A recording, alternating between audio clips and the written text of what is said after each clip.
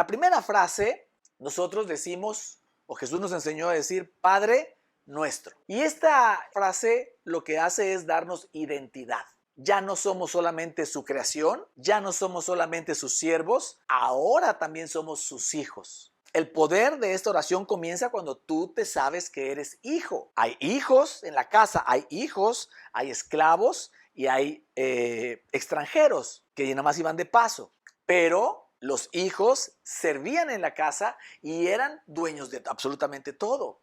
Entonces es muy importante que cuando tú dices Padre nuestro, tú de verdad te sepas hijo, te sientas hijo y actúes como hijo para evitar que nos pase lo que le pasó a ese hermano mayor de la parábola del hijo pródigo, donde al final, ¿verdad? Cuando el hijo menor pródigo regresa y el padre le hace una fiesta y le mata un becerro gordo, el hermano mayor le reclama y le dice que a él no le ha dado nunca nada y él nunca ha sido de la casa y siempre ha estado ahí. Y el padre lo que le dice es, tú eres mi hijo, tú siempre estás conmigo y todo lo mío es tuyo. O sea, lo que le estaba diciendo o lo que le está diciendo es, tú puedes tomar absolutamente todo lo que está en mi casa.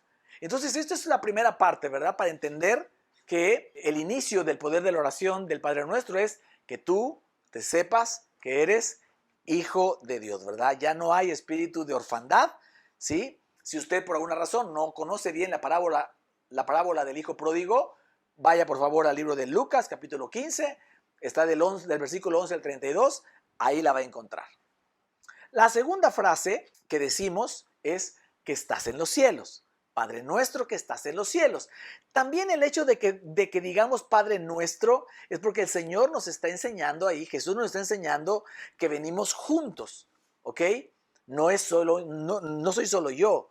Cuando Jesús resume que toda la escritura se resume en amar a Dios y amar al prójimo, ahí lo que está haciendo es hacernos saber que venimos todos juntos. Entonces, cuando tú dices Padre nuestro, ya estás reconociendo que hay más gente a tu alrededor. O sea, no eres el hijo único, hay todos alrededor tuyo, son hermanos tuyos. Cuando dices que estás en los cielos, lo que estamos haciendo ahí es reconocer con humildad que Él es el creador, que Él es el todopoderoso, que Él, si Él está en el cielo y yo estoy en la tierra y Él es mi Padre, ahí estamos uniendo en esa declaración los cielos y la tierra. Y eso es lo que Jesús vino a hacer.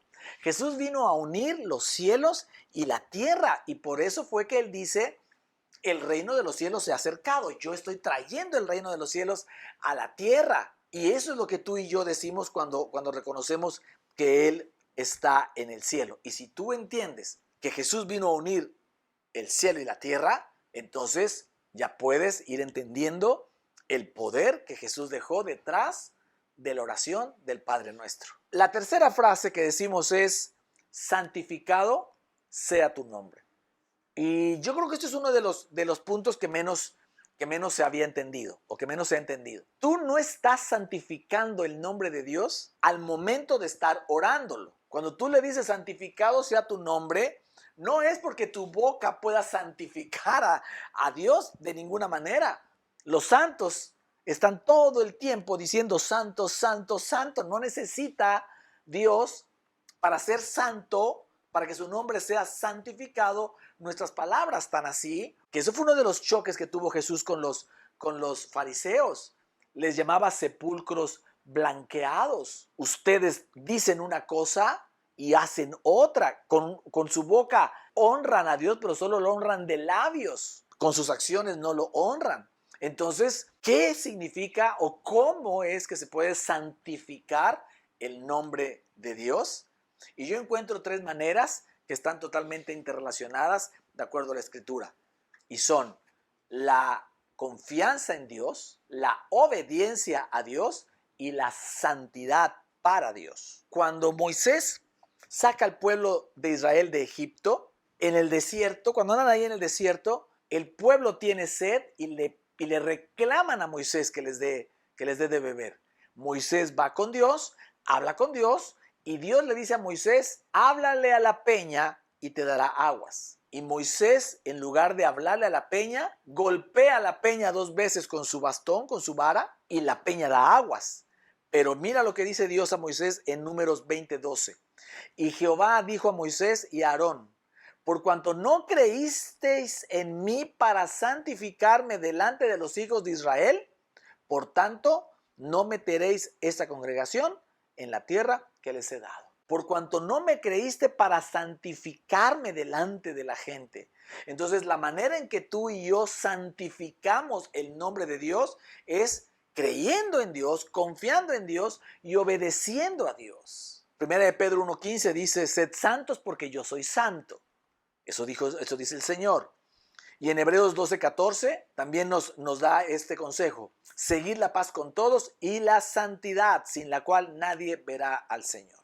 Entonces, de poco te puede servir que tú le digas en el Padre Nuestro: santificado sea tu nombre, Señor, si tú no estás obedeciendo a Dios. Si tú estás viviendo en pecado, si tú no estás viviendo en santidad, si tú no estás confiando en Dios, vives todo el tiempo alterado o alterada, preocupada, afanado de qué va a pasar y no confías en Dios, eso delante de la gente puede decir: ¿y dónde está tu Dios? Y eso lo que haría es que no estamos santificando el nombre de Dios. Entonces, como te puedes ir dando cuenta, no es una oración para hablarla nada más, sino que es algo que tenemos que primero vivirla para que al hablarlo, entonces eso tenga poder. Señor, tu nombre sea santificado con mi obediencia, con mi confianza y mi santidad.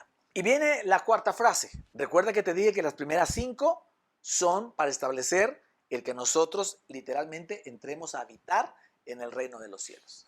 La cuarta frase que decimos es: venga tu reino. Déjame decirte que aquí la palabra venga en el original griego es la palabra griega erkomai o erchomai y tiene varios significados, te los voy a leer todos. Significa ir, significa venir, significa moverse hacia, moverse hasta, convertirse, llegar a un estado o condición, sucederle, resultar en. En todos estos casos entendemos que más que estar pidiendo, déjame decirlo así, que apenas venga su reino, lo que estamos diciendo es que nosotros nos metemos a su reino, nos movemos en su reino, vamos y venimos en su reino.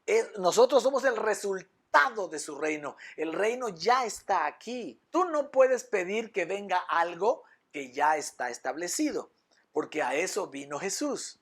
Jesús vino a establecer el reino de los cielos. Podemos resumir el ministerio de Jesús en 2 frases: la que dijo él al inicio de su ministerio y la que dijo al final. Al inicio dijo: arrepentíos porque el reino de los cielos se ha acercado, y al final en la cruz dijo: consumado es.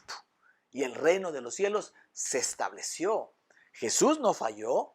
Jesús tuvo éxito con la tarea que el Señor le vino a encomendar. Él vino a traer salvación y vida eterna a todos nosotros. Pero para poder llevarla a cabo esa tarea la tenemos que hacer desde el reino de los cielos. Desde que tú y yo habitemos en el reino de los cielos.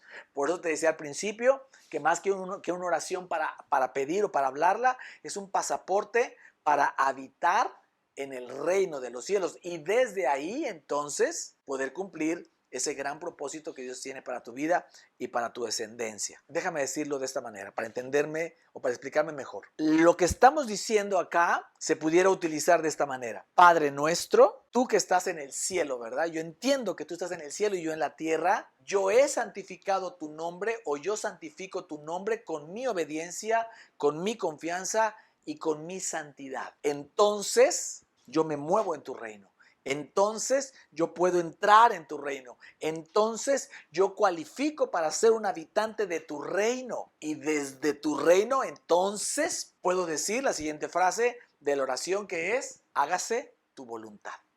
El que se haga la voluntad del Señor en nuestras vidas tiene todo que ver con este proceso para entrar a habitar en el reino de los cielos. Soy hijo, Él es mi Padre, Él está en el cielo, yo estoy en la tierra, Jesús vino a unirlo. Entonces yo entiendo que santifico el nombre del Padre con mi obediencia, con mi confianza y con mi santidad. Y entonces yo voy y vengo en el reino de los cielos conforme a la definición. Yo me muevo hacia, yo me muevo hasta, yo llego a estar en ese estado o condición, sucede el reino de los cielos para mí. Y desde ahí entonces ya puedo decir, hágase tu voluntad, que es la quinta frase y última de esta etapa espiritual de preparación, ¿verdad? Cuando decimos hágase tu voluntad, entonces quiere decir que si yo estoy viviendo en el reino de los cielos, donde Dios es el que reina, todo lo que a mí me pase como déjeme llamarlo por ahora así para explicarme mejor, como un súbdito de su reino, todo lo que me pase es su voluntad. Entonces no hay nada en la tierra, no hay nada que pueda estorbarlo, que pueda retrasarlo. Dicho de otra manera, al vivir en el reino de Dios, en el reino de los cielos en la tierra, yo confío 100% que todo lo que me pasa, me pasó y me ha de pasar, es voluntad del Padre. En esa manera de pensar y de creer, tú puedes vivir en total paz y en total confianza. Y cuando dices que se haga tu voluntad de la misma manera que se hace en el cielo, así en la tierra, es porque en el cielo no hay nada ni nadie que se oponga a la voluntad de Dios. Al contrario, los ángeles están prestos para cumplir la voluntad de Dios.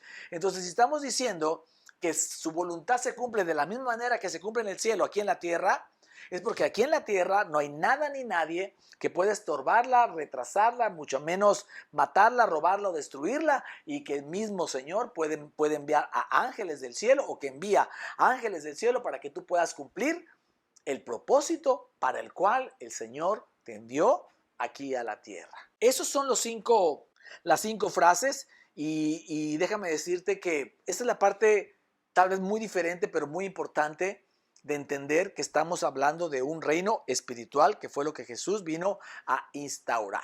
Y entonces las palabras que uno dice, lo que uno ora, lo que uno declara, profetiza o como le quieras llamar, no tiene poder por lo que dices, ni siquiera por cómo lo dices. Tiene poder solo desde dónde lo dices. Voy a poner un ejemplo de un presidente, un gobernador o un rey. Sus palabras tienen poder no porque los dice como lo dice, sino desde el asiento, el lugar desde el cual lo dice.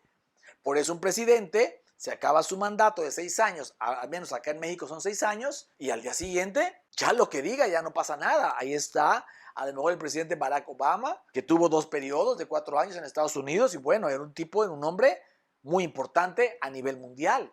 Hoy lo oyes en alguna universidad o en algún foro, pero sus palabras ya no tienen el impacto, pero ni siquiera el 0.1% que podían tener siendo presidente del país más poderoso del mundo. Se mueven las bolsas de valores de todos los países con una declaración a favor o en contra del presidente de un país, en este caso del país más poderoso del planeta. Pero cuando acaba su mandato, no se mueve ni la bolsa de su mujer siquiera, porque ya no tiene el poder presidencial. Los judíos, fíjese, los judíos conocían perfectamente cómo operaba el templo. Tenía un lugar santísimo, donde estaba la mismísima presencia de Dios, un lugar santo que representa a Jesús, donde estaba el velo que se rasgó, afuera el atrio o el altar del sacrificio, y donde estaba el lavacro, donde los sacerdotes se limpiaban, o el sacerdote se limpiaba para entrar. Después seguía el atrio de los sacerdotes, porque eran muchos, y de los levitas. Después venía el atrio de los hombres, y al final el atrio de las mujeres y de los extranjeros. Y después ya la barda, la barda perimetral que delimitaba el templo. Con esta oración, lo que Jesús está haciendo con sus discípulos es darles la envergadura de sacerdotes y trayéndolos desde la zona más lejana en que pudieran estar pegados a la barda, si quieres, o en el atrio de los hombres, no siendo nadie, y meterlos directamente a habitar en el reino de los cielos, que es en el mismísimo lugar santísimo donde está la presencia de Dios. Y entonces desde ahí ellos pudieran cumplir con la gran misión que Jesús les estaba encomendando. Recuerda que Jesús pasó 3 años y medio con ellos, equipándolos para la gran obra que ellos tendrían que hacer de expandir el evangelio por todas las naciones conocidas en ese tiempo. Así que esta oración, la única que Jesús les enseña a ellos, tiene todo que ver con equiparlos realmente para que puedan hacer, para que podamos hacer nuestro propósito aquí en la tierra de expandir el evangelio con nuestra vida, nuestro trabajo, nuestros estudios y en todo lo que hagamos. Hemos terminado la primera mitad y vamos a la segunda mitad de la oración del Padre Nuestro. Nos vemos en la próxima. Bendiciones.